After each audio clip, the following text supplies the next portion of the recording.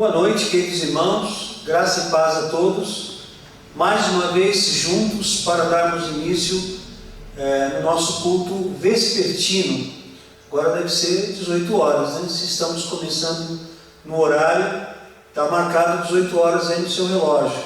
E nós, como sempre, pedimos a plena reverência para darmos toda a atenção a este culto, adorarmos a Deus e, enfim, glorificarmos por tudo e aprendermos mais um pouquinho sobre Deus e a sua vontade. Vamos orar? Curva a sua fronte, fecha teus olhos, vamos orar. Pai de amor e de imensa bondade, graças nós te damos pelo teu grande amor, por tua grande misericórdia. Graças nós te damos, ó Deus, pelo teu amor que nos une, ó Deus, pela pessoa do Senhor Jesus, que derramou o seu sangue tão precioso, ó Pai amado, para cobrir as nossas transgressões. E nós te louvamos porque estamos aqui, ó Pai, em igreja, para te adorar. Pedimos perdão por todos os nossos pecados e pedimos, ó Deus, que o Senhor nos conduza a fim de aprendermos mais de Ti.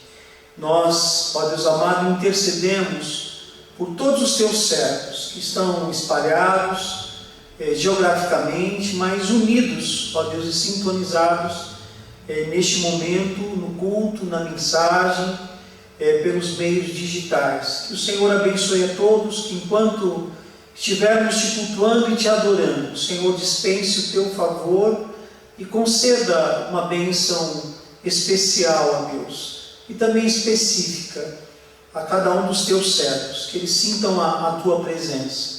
Nós oramos, ó Deus, ainda rogamos-te que tu repreendas o mal e dá-nos a paz. Em nome de Jesus oramos, agradecidos. Amém. Glória a Deus. Antes do louvor, eu gostaria de ler um pequeno texto de Provérbios, que é o texto que nós estamos fazendo enquanto leitura pública. Só que hoje pela manhã nós não tivemos. Fernanda não pôde estar conosco e nem agora à noite, mas eu gostaria de ler no capítulo 2 de Provérbios. Eu gostaria de ler alguns versículos aqui, que aí ele vem e traz como o valor da sabedoria. Ouçam: meu filho, se você aceitar as minhas palavras e guardar no coração os meus mandamentos, se der ouvidos à sabedoria e inclinar o coração para o discernimento, se clamar por entendimento e por discernimento, gritar bem alto, se procurar a sabedoria como se procura a prata e buscá-la como quem busca um tesouro escondido, então você entenderá o que é temer o Senhor e achará o conhecimento de Deus. Pois o Senhor é quem dá sabedoria, de sua boca procedem o conhecimento e o discernimento. Ele reserva a sensatez para o justo como um escudo, protege quem anda com integridade, pois guarda a vereda do justo e protege o caminho de seus fiéis. Então você entenderá o que é justo, direito e certo, e aprenderá os caminhos do bem. Pois a sabedoria entrará em seu coração e o conhecimento será agradável à sua alma. O bom senso o guardará e o discernimento o protegerá. A sabedoria o livrará do caminho dos maus, dos homens de palavras perversas que abandonam as veredas retas para andarem por caminhos de trevas. Tem prazer em fazer o mal, exultam com maldade dos perversos. Andam por veredas tortuosas e no caminho se extraviam. Ela também o livrará da mulher imoral, da pervertida, que seduz com suas palavras, que abandona aquele que desde a juventude foi seu companheiro e ignora a aliança que fez diante de Deus. A mulher imoral se dirige para a morte, que é a sua casa, e os seus caminhos levam às sombras. Os que a procuram jamais voltarão, nem tornarão a encontrar as veredas da vida.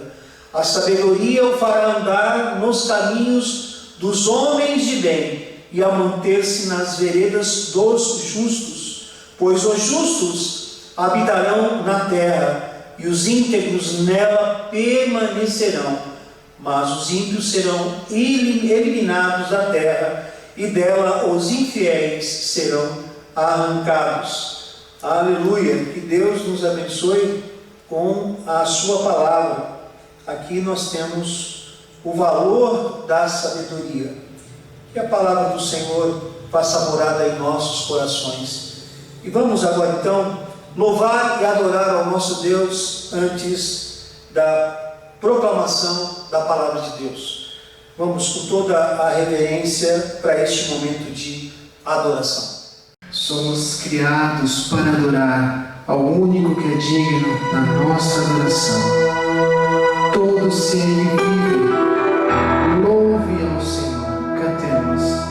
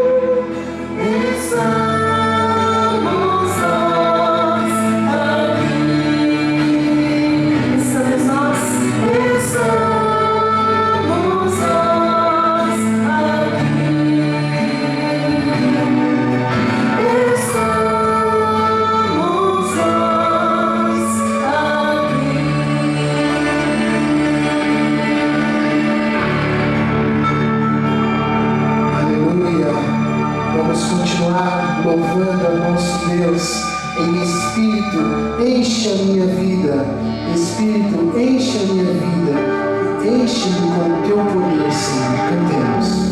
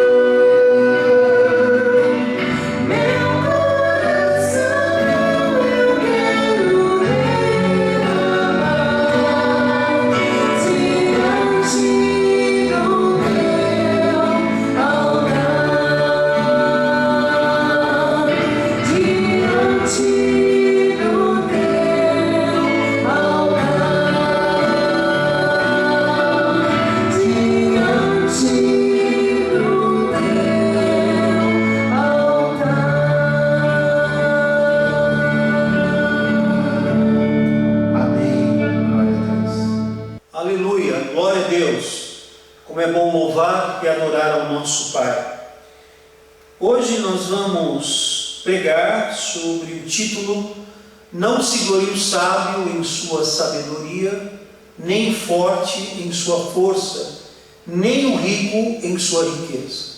O subtítulo desta mensagem é Fatores que constituem a glória do homem. E esta mensagem ela está então em Jeremias capítulo 9, 2 versículos, versículos 23 e 24. Então, acompanhe comigo a leitura. Hoje eu estou com Almeida revisada e atualizada. Minha versão diz assim: Assim diz o Senhor, não se glorie o sábio na sua sabedoria, nem o forte na sua força, nem o rico nas suas riquezas, mas o que se gloriar, glorie-se nisto, em me conhecer e saber que eu sou o Senhor, e faço misericórdia, juízo e justiça na terra, porque destas coisas me agrado, diz o Senhor. Aleluia. Vamos orar mais uma vez? Pai de amor e de imensa bondade, ó Senhor, obrigado pela oportunidade e privilégio que temos em abrir a Tua Palavra e lê-la, ó Deus, abertamente, publicamente. Ó Deus, nós clamamos a Tua misericórdia neste momento, que ela seja demonstrada pela iluminação do Teu Espírito, a fim de que nós possamos entender a Tua mensagem. Nos conduza, ó Deus, no poder do Teu Espírito, que nossa mente esteja cativa aqui, ó Deus, nesse texto, que saímos aqui fortalecidos. Nós oramos agradecidos em nome de Jesus. Amém. Amém. É isso aí, meus irmãos. Uma pergunta: você já teve um momento de glória, um momento em que você ficou feliz da vida, porque você mandou bem, porque as coisas deram certo para você, ou pelas circunstâncias, enfim, um momento de glória? Há momentos da nossa vida em que nós nos gloriamos de verdade. Eu me lembro que tinha aproximadamente uns 14 anos de idade, e já compartilhei com a igreja, alguns mais antiguinhos aqui vão se lembrar. A minha mãe tinha um pensionato ali próximo ao viaduto 9 de Julho, ali na rua Japurá.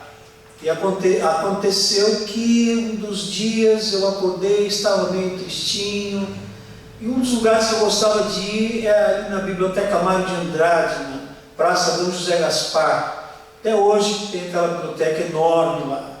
De vez em quando eu passo por lá. E passando então ali na praça, bem próximo ao horário do almoço, tinha um grupo, um grupo de funcionários ali daquelas empresas que organizavam o futebols.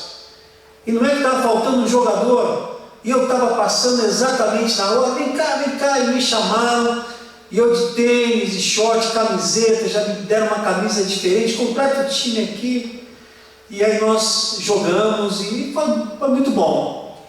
Perdemos de lavada nesse dia, né? E depois desse jogo, eu fui para casa, né, me refiz, fazer algumas coisas, brincar de outras coisas. Mas no dia seguinte saiu no Folha de São Paulo, na capa, quase uma página inteira, o Luizinho ali, né, dando um drible, fazendo uma jogada, enquanto o nosso time tinha perdido. Eu comecei a receber ligações e as pessoas começaram a chegar em casa, e foi um dia assim diferente na minha vida, que eu não sabia a repercussão que dava quando o nome vai para o jornal. Isso foi um dos dias que me fez muito feliz ali na minha adolescência. E outros momentos de glória que eu tive na minha vida.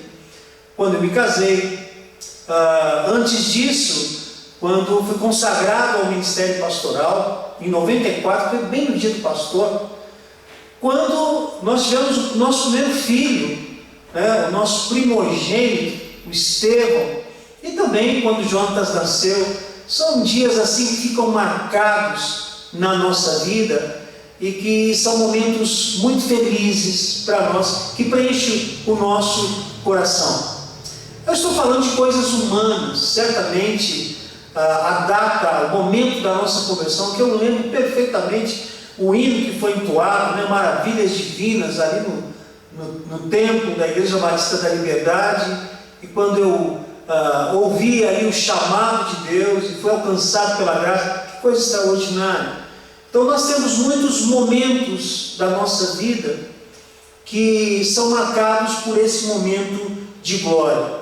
Agora você percebeu bem que o título da mensagem, como sempre faço, ele é extraído de um verso que, por um acaso, é o imperativo negativo. São 3 nãos. Não se glorie o sábio, não se glorie o forte, não se glorie o rico. E esse texto mostra que no desdobramento dele é possível que nós possamos nos gloriar em alguma coisa que seja proveitoso ou que seja proveitosa. Esse texto é o texto do profeta Jeremias, profeta chorão.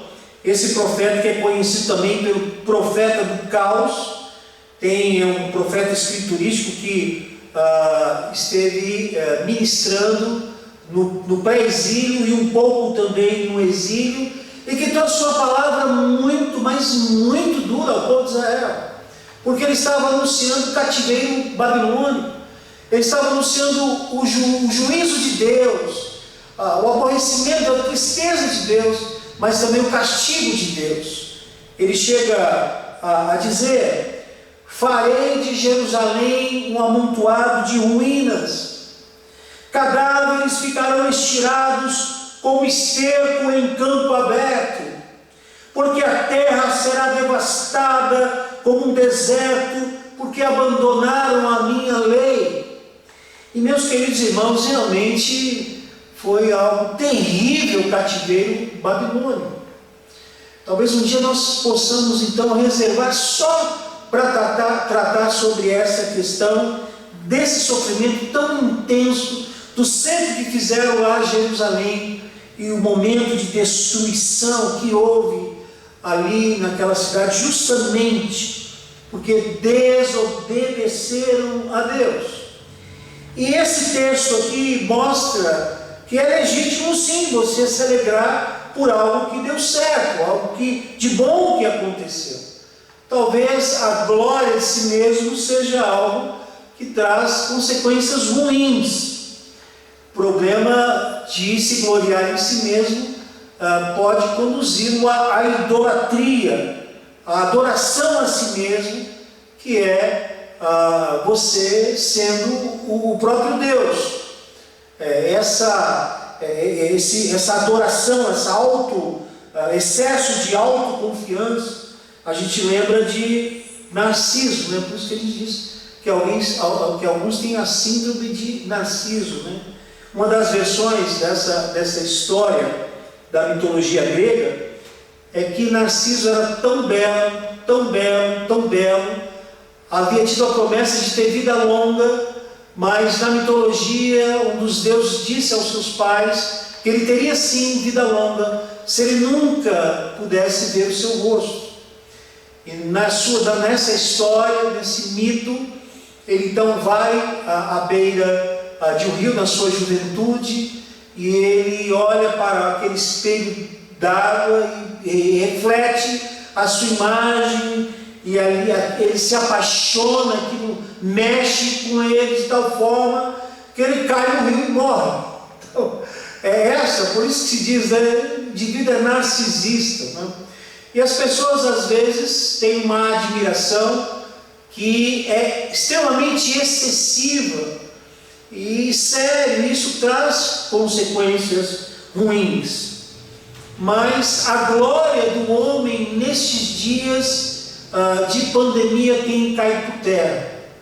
As pessoas têm se frustrado porque têm percebido a sua fragilidade, a sua limitação, seja pelo medo, pelo perigo, pelo isolamento social, pelas coisas que ouvem, que veem. Enfim, esse momento é o momento em que as pessoas talvez não estejam se gloriando tanto, e Deus usa a circunstância como a sua providência para colocar cada um no seu devido lugar. Nessa semana encontrei com uns empresários aqui, nossos vizinhos, e estava compartilhando comigo, a gente sempre conversava, né? E dessa feita, passando, pastor, me chamou e nós começamos a conversar. E ele disse: pastor, eu fechei praticamente 6 empresas. Eu perdi R$1,5 milhão de reais. Eu falei: meu pai, que tristeza. Não, pastor. Amigos meus perderam a vida. Não foi de coronavírus, foi do coração. Tiveram ataque cardíaco. E a gente percebe que as pessoas então estão nesse momento, talvez caindo em si, entendendo que quem mantém o controle é Deus, porque ninguém sabe o que deve fazer direito. Mas a proposta desta mensagem é percebermos aqui que gloriar em si mesmo é legítimo dentro de uma condição que Deus estabelece. É legítimo dentro da palavra de Deus. Então, nós pretendemos, no decorrer desta mensagem, desta reflexão, desta meditação, percebermos aqui como Deus trata esta questão. Num primeiro momento, o profeta Jeremias é usado por Deus diante da catástrofe que vai acontecer A bem da verdade é que o texto, os capítulos não respondem corretamente a cronologia, ao tempo. Os versículos eles são anacrônicos, há uma confusão ali, não de datas, mas uma confusão de tempos nesses capítulos. Mas nós percebemos que quando Jeremias começa a falar do mal que o povo tinha feito a Deus, a desobediência, o fato de que eles não tinham nenhuma tendência a obedecê-lo, a reverenciá-lo, então Deus traz o julgamento pesado. E ele encontrou ali alguém que certamente tinha a glória de si mesmo. E ele começa dizendo então em que o homem não deve se gloriar. E primeiramente nós falaremos sobre isso. Ele fala 3 coisas. Primeiro, não se glorie o sábio em sua sabedoria. Nós veremos na Bíblia que a letra mata, o espírito vivifica. A ciência incita a uma autoconfiança muito elevada, o indivíduo fica meio que ensimesmado, se não tiver a devida maturidade. E o próprio Provérbios 16:18 vai dizer que a soberba precede a ruína e a altivez do espírito procede a queda. É bem provável que esse termo, sabedoria, aqui no hebraico, tem uma tendência não de alguma informação espiritual, mas de conhecimento científico. É muito bom nós termos acesso ao conhecimento. É muito bom nós termos acesso à sabedoria. A sabedoria deste mundo, essas coisas, isso pode ser muito proveitoso, mas nós não podemos nos ufanar disso, porque a realidade do povo de Israel é que havia muitas pessoas que se gloriavam por ser valetes, conselheiros, de ter experiência, de poder estar assessorando ali a aristocracia judaica. E nós percebemos, certamente percebemos, que o Senhor Deus bate forte com isso, dizendo: não se glorie o sábio na sabedoria. Isso nos ensina que por mais conhecimento que tenhamos, por mais acesso ao conhecimento que tenhamos, isso não pode nos subir a cabeça. Isso não pode mexer conosco. Nós precisamos nos manter humildes. E há pessoas especialistas em várias áreas. Isso é muito bom. Deus usa o conhecimento aliado ao dom espiritual, ao carisma, usa isso para a edificação da igreja, para a glória dele. Isso é importante, mas o fato de você conhecer alguma coisa muito bem, isso não permite que você se glorie nisso, que lhe suba a cabeça, mas que você se mantenha humilde. Depois ele diz: não se glorie o forte em sua força. E aqui nós podemos entender uma força física, sim, mas uma força política, uma força de influência, uma força de argumento. E não o forte, que ele não deve se gloriar na sua força. Em via de regra, todas as vezes que um país era subjugado por outro, quem prevaleceria? Eram os sábios, os fortes, e a posteriori veremos os ricos, principalmente os fortes com trabalho braçal, e eles não deveriam se gloriar por isso e achar, então, que eles estavam indo muito bem, porque talvez essa força, e muito provavelmente essa força agora estaria sendo canalizada para outra nação, para os caldeus, para país opressor e que destruiu Jerusalém. Então, o fato de você ter alguma força não significa que você possa se gloriar nisso. A bem da verdade é que o Senhor nos ensina a nos fortalecermos nele.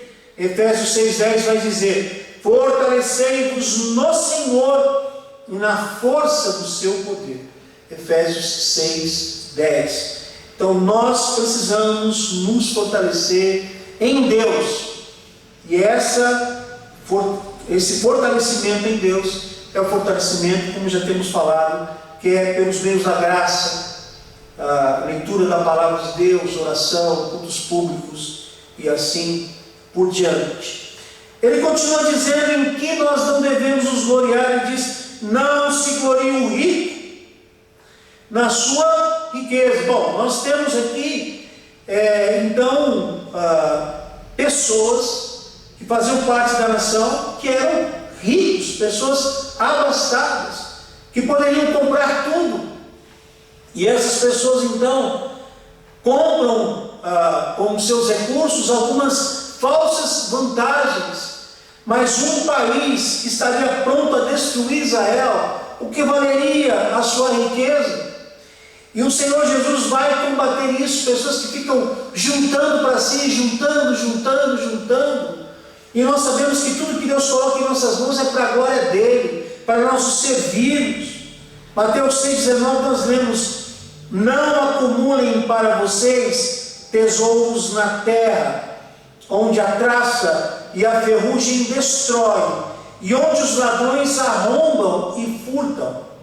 E a sequência desse texto vai dizer que nós devemos acumular tesouros nos céus, né? Que nós sempre falamos, vivendo sobre perspectivas espirituais. Então nada adianta as riquezas desse mundo, e as pessoas vivem ansiosas. Quem não tem a riqueza vive em busca, agoniadas para conquistar bens, e quem as tem vive ansiosas, agoniadas para não perdê-las. E aí então a pessoa vive em função disso. O Senhor Jesus vai chamar o dinheiro de Senhor. É a única atribuição que ele dá a Senhor, é a mamon, é as riquezas, quando diz que nós não podemos servir a dois senhores. Então, diante de uma invasão iminente, o que seria do sábio, o que seria do forte, o que seria do rico? Não se deve gloriar. Lembramos da cultura grega, né, que era esse perfil estético, né, essa questão de princípio de valor, e que secularizou algumas igrejas, alguns crentes daquela época, onde o princípio de valor era o belo, era o rico, era o forte, era o sábio. E o Senhor Jesus veio combater todas essas questões, e o apóstolo Paulo então foi usado para mostrar para ele que quando ele esteve entre eles, a sua fala, o seu trabalho, o seu ministério não consistiu então em palavras de sabedoria, algo que causasse admiração a eles, mas em demonstração de espírito e poder. Pois bem, nós chegamos então ao cerne do texto, quando Deus fala através do profeta Jeremias, em que o homem deve então se gloriar. Em que o homem deve se gloriar. Então nós temos aqui 4 preciosas lições que o texto nos oferece. A primeira delas diz: o homem deve se gloriar em me conhecer. Ele está falando isso porque as pessoas não davam intenção a Deus. As pessoas não consideravam Deus. As pessoas não ouviam a palavra profética. As pessoas não se debruçavam sobre as Escrituras, e por isso mesmo aquele povo pereceu. O homem deve se gloriar em conhecer a Deus. Nós conhecemos de Deus naquilo que Ele se revela a nós.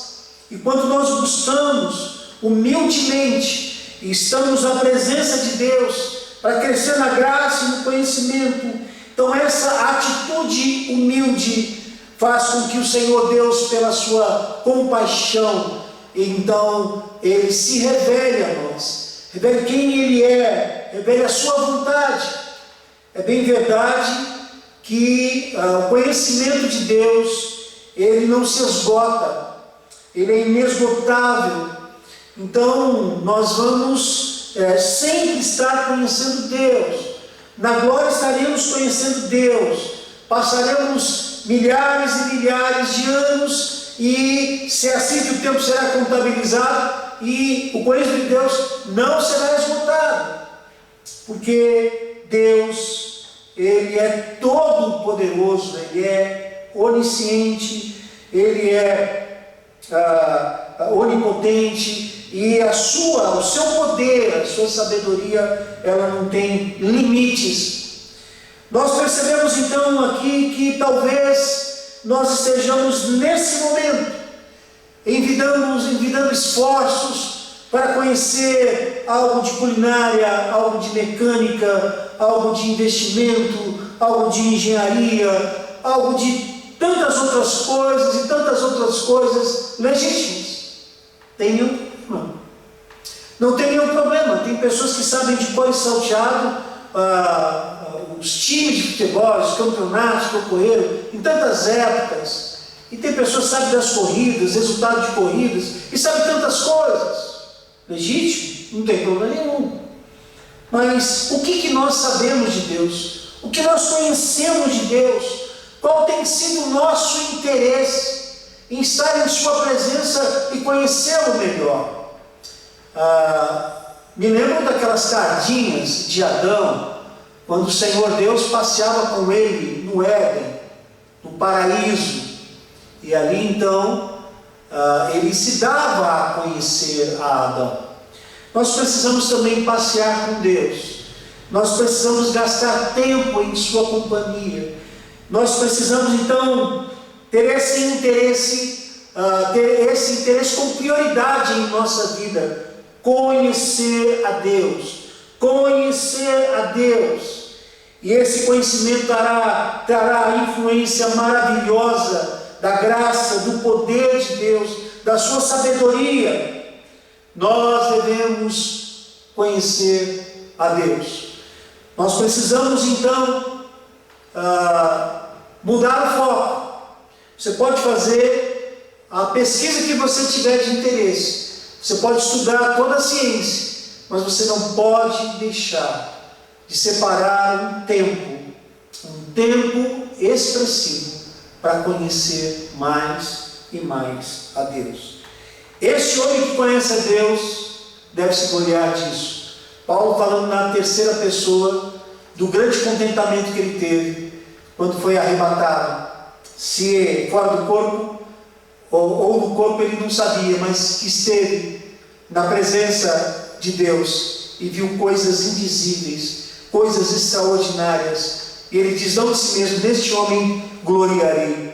Nós devemos nos gloriar em conhecer a Deus, e essa é uma glória que traz contentamento pessoal. Não é algo para você falar, mas é algo para você ter o prazer e a alegria e o contentamento de mais e mais estar conhecendo o nosso Pai. A segunda lição desse texto mostra o seguinte: vejam aí, o homem deve se gloriar em saber que Deus é o Senhor. O texto vai dizer exatamente isso: e saber que eu sou o Senhor. Esta informação ela é extraordinária, porque mostra para aquele povo ali que eles não eram donos de nada, que eles não tinham direito a nada. Nosso Deus ele é Senhor porque Ele é o verdadeiro dono de tudo que existe, de tudo que há no mundo. Ele é dono da terra, dono dos homens, dono dos frutos da terra, dono da vontade dos homens. E Ele é Senhor. E é lamentável que há pessoas que vivem como se isso não fosse verdade, achando que é dono disso, dono daquilo. Já temos falado sobre essa verdade, que é o princípio da mordomia cristã, da doutrina da mordomia cristã. Nós somos meros administradores. Deus coloca em nossas mãos as suas riquezas, suas habilidades, seus recursos, tudo. É Deus que coloca e Ele é Senhor. Como nós poderemos viver sem considerar que Ele é Senhor? Que nós vamos prestar contas, que os nossos projetos têm que ser submetidos debaixo do seu crivo, porque tem propósitos para nós, para a nossa vida, para a nossa família, para a nossa igreja. Isso precisa ficar bem claro para o cristão, que Ele é Senhor. Você não pode fazer nada sem a permissão do Senhor, sem submeter ao crivo do Senhor tudo que você quer, tudo que você intenta. Ele é Senhor de todas as coisas. Aqueles homens não sabiam disso, e por isso eles sucumbiram, eles caíram, eles foram escravizados, e toda aquela geração pereceu.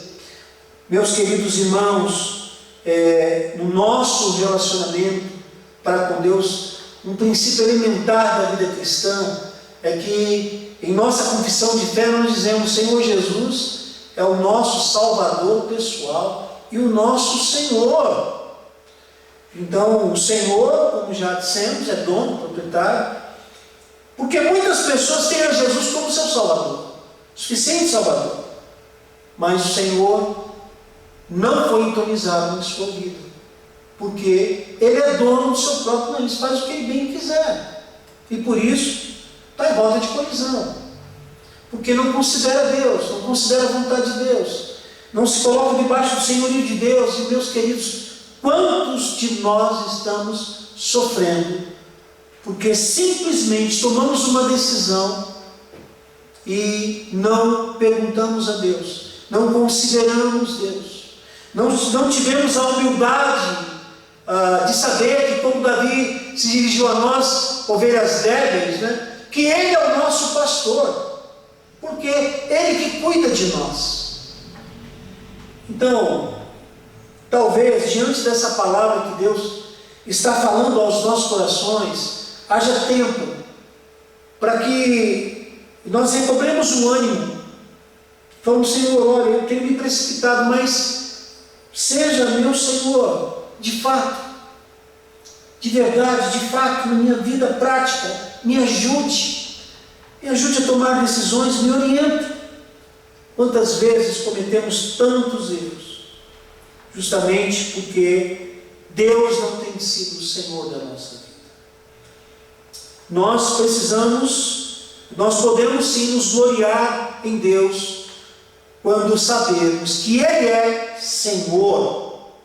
Eu sei que Ele é Senhor. Isso traz alegria, traz exultação, traz prazer e contentamento.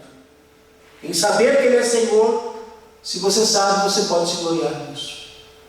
Terceiro lugar, o homem deve se gloriar em saber que Deus age com misericórdia. O texto diz: e faço misericórdia. O próprio Jeremias, em Lamentações, ele vai dizer que as misericórdias do Senhor são a causa de não sermos consumidos, porque as suas misericórdias não têm fim, elas se renovam a cada manhã. Lamentações 3:22. Meus queridos irmãos, eu não entendo essa misericórdia de Deus. Quando você se humilha na presença dEle, e quando você reconhece que não tem forças, e quando você reconhece que você pecou, e quando você se debruça ali diante de uma necessidade, e o Senhor olha com aquele olhar de misericórdia, Ele conhece a miséria do nosso coração, e Ele dispensa então a sua compaixão, mostrando que nos ama não porque somos merecedores, nos contempla não porque somos merecedores, dispensa o teu favor não porque somos merecedores, mas porque Ele é misericordioso. O nosso Deus é um Deus de misericórdia. É maravilhoso esse texto, quando nós aprendemos que esse deve ser o traço do cristão. Isso vai fazer parte do perfil do cristão como um desdobramento. Nós precisamos ser misericordiosos. E é uma das bem-aventuranças, misericordiosos, que alcançarão misericórdia. Deus age com misericórdia. E eu quero dizer que o cativeiro foi um ato de misericórdia. Deus poderia exterminar aquele povo. Sabe por quê? Porque Deus basta em si mesmo. Nós não, mas Ele sim. Ele não precisa de nós. Às vezes nós pensamos que o fato de nós conseguirmos um emprego é a misericórdia. É verdade, é a misericórdia, mas não é só isso. Não é só quando você recebe um aumento, quando você recebe um presente, mas a misericórdia de Deus acontece também quando você é atribulado, quando as portas são fechadas, quando acabam os seus recursos, quando você é cometido de uma enfermidade. Deus te breca e dispensa misericórdia e fala: eu vou tratar com você. É o meio da graça, é o momento em que Ele quer nos disciplinar, e Ele sofre com isso. Deus chora com isso, Ele sofre conosco, e Ele vive a mesma agonia conosco. E não foi diferente aqui na pessoa de Jeremias, que se identificava tanto com o Senhor Jesus, o servo sofredor, e que chorou por causa dos nossos pecados e não por causa das circunstâncias. Deus é misericordioso conosco, e nós devemos ser misericordiosos com as pessoas que nos cercam. Nós devemos dispensar misericórdia. Quantas vezes, irmãos, nós somos julgadores, nós usamos um peso efetivo para colocar culpa nas pessoas, como a gente quer às vezes um bode expiatório, em que a gente bota a culpa. Quem que assume essa responsabilidade? Sabe, essa questão, essa tolice que a Bíblia combate, que é esquadrinhar o pecado. Nós precisamos ser misericordiosos, e se é alguma coisa que você pode se gloriar, é saber, ter a convicção absoluta de que o nosso Deus age com misericórdia. Misericórdia, é isso que Ele requer de nós, e é isso que nós precisamos entender desse nosso Deus, que é misericordioso. Em quarta e última lição desse texto, acompanha aí comigo: o homem deve se gloriar em saber que Deus age com juízo e justiça. O texto vai dizer: juízo e justiça na terra, porque destas coisas me agrado, diz o Senhor. Poderia separar a palavra juízo e justiça, porque a justiça era todo o arcabouço do estabelecimento da lei, e o juízo é aquele que executa sem precedentes, isso é, de forma única e perfeita, a sentença. Então, o Senhor, Ele age com juízo e com justiça. O homem deve se gloriar em saber que Deus nos trará juízo, que Deus estabeleceu a justiça que aprendemos lá em Romanos, justiça pela fé. Nós precisamos entender que não há como barganhar a justiça de Deus, não há como Deus ceder, porque Ele é eminentemente santo e justo, e Ele não negocia a sua justiça. O Senhor nosso Deus, Ele age com justiça, e a sentença da bênção vai acontecer, como vai acontecer a sentença da maldição. Conversando com uma irmã que fazia missões no tempo da igreja, ela diz: olha, eu estou com meu coração apertado, pastor Luiz, porque Jesus está às portas, a igreja está brincando, e a cada momento então eu fico investigando em minha vida, se há algo para confessar, se há algo para mudar, o que Deus quer fazer na minha vida. Eu falo: mas irmã, é o próprio Espírito Santo de Deus que está fazendo isso com os crentes. Quem é santo está ficando santo mais ainda, se santificando mais ainda, e quem é ímpio está vivendo uma vida mais impiedosa. E esse momento de pandemia é um momento de peneira, um momento de filtro, um momento onde Deus está conhecendo os seus verdadeiros servos. Pela graça e pela misericórdia de Deus, há pessoas que mesmo mesmo no seu isolamento social, sem poder vir à igreja, mantenha a chama acesa do Espírito Santo de Deus, uma vida piedosa, uma vida de devoção, uma vida de oração, uma vida de intercessão, uma vida onde dispensa amor ao próximo. E a gente percebe mesmo sem estar vindo nos cultos públicos presenciais. Então, meus queridos irmãos, nós precisamos saber que nós temos um Pai justo, um Pai santo, e nas palavras de Salomão, no texto do pregador, do Eclesiastes, ele vai dizer isso: olha, curta a sua vida, parafraseando, curta a sua vida, faz o que você quiser, segue os intentos do teu coração, mas saiba de uma coisa: de tudo isso, Deus lhe trará juízo. Em Hebreus vai dizer isso também, né? Que ao homem está ordenado morrer uma só vez, vindo depois disso o juízo. E voltando a Salomão, lembra do teu Criador nos dias da tua mocidade, antes que venham os maus dias e você venha dizer: neles eu não tenho prazer. Então nós precisamos viver com responsabilidade. Meus queridos, a sua prioridade é Deus. Depois, a sua responsabilidade é administrar a sua própria vida, é cuidar de si mesmo. Depois, a sua responsabilidade é o seu papel na família enquanto servo. A sua família é seu campo missionário, mesmo que dentro da sua família haja cristãos. Depois, a sua prioridade, então, é com a igreja de Jesus, a família, a verdadeira família, como nós aprendemos quando Jesus ouviu sua mãe, seu irmão, está aqui, e ele, na hora, ele falou aqui, se referindo aos seus discípulos, a minha mãe e meus irmãos.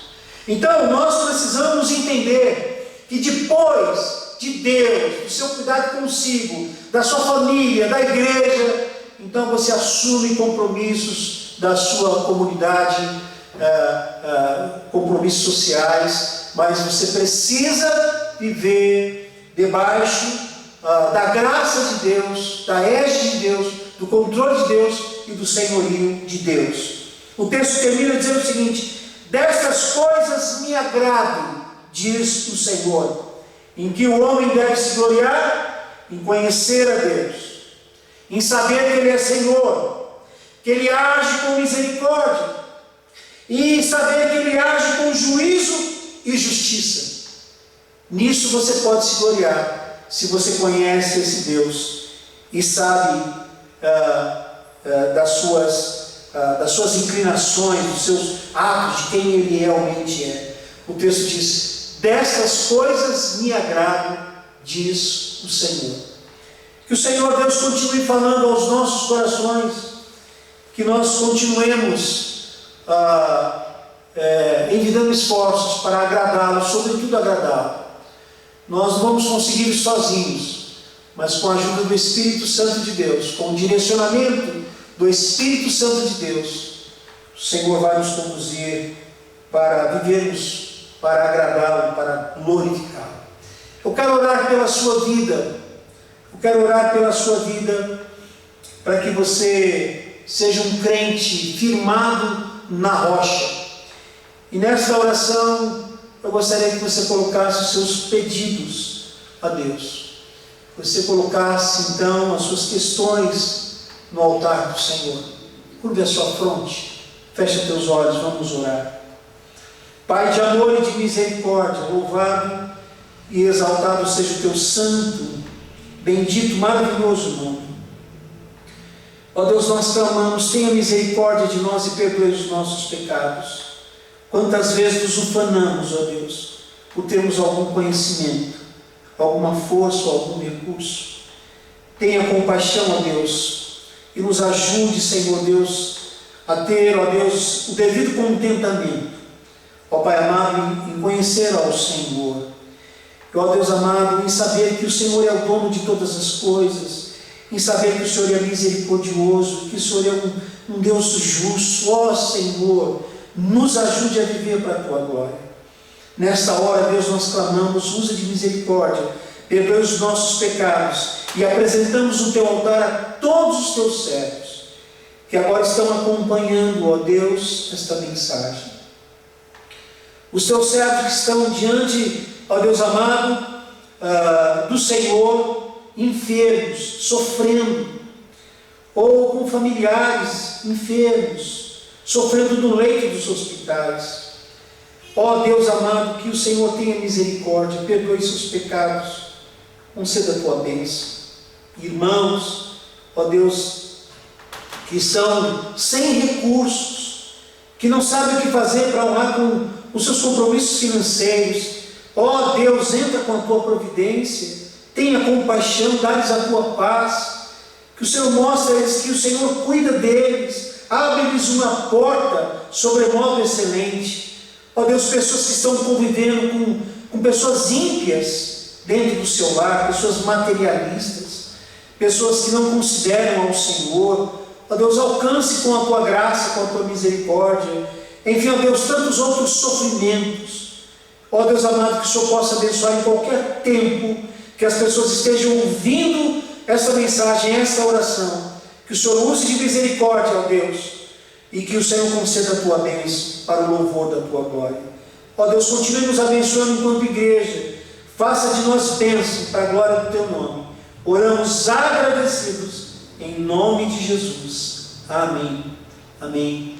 Glória a Deus. Olha, irmãos, nós estamos na entrada, vocês estão percebendo, quando o pregador está, o grupo de louvor não está, quando o grupo de louvor está, o pregador não está, e a gente tem, então, dado um corte, justamente para não ter esse contato, e os irmãos estão participando aqui, os instrumentistas com máscaras, a gente está tomando todo cuidado. É verdade que se o Senhor não guardar a casa, então vigia a sentinela, mas nós temos a nossa parte, e nós precisamos cuidar, ter a devida prudência, mas é o Senhor que nos conduz a esta prudência, inclusive. Então a gente está, talvez a gente, de agora em diante, quando tivermos cultos online, nós vamos estar assim, então, mas estamos juntos para a glória de Deus. Então eu quero voltar a dizer que nós teremos um louvor, antes da bênção final, e enquanto nós estivermos adorando a Deus, você tem a oportunidade de adorá-lo com o seu dízimo e a sua oferta. Façamos isso com toda a reverência, meus irmãos. Ele nos deixou uma promessa, que um dia voltaria para nos buscar, e nós somos felizes, porque sabemos disso, podemos louvá-lo por isso. Ele vem para te salvar. Cante com a gente.